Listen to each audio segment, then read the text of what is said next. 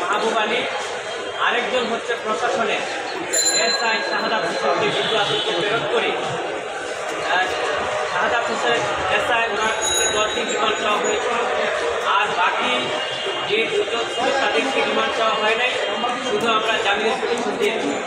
আমরা রিমান্ডটা বলি যে এসআই শাহাদাত হোসেন উনি একজন পুলিশের কর্মকর্তা, ওনার কাজই হচ্ছে যে দেশে যখন শান্তি শৃঙ্খলা বিঘ্নিত ঘটে এবং আইনের শাসন থেকে বিঘ্নিত হয়, শান্তি শৃঙ্খলা রক্ষা করা এবং বাংলাদেশের মানুষের এবং তামিমের নিরাপত্তা রক্ষা করা একজন পুলিশের কাজ।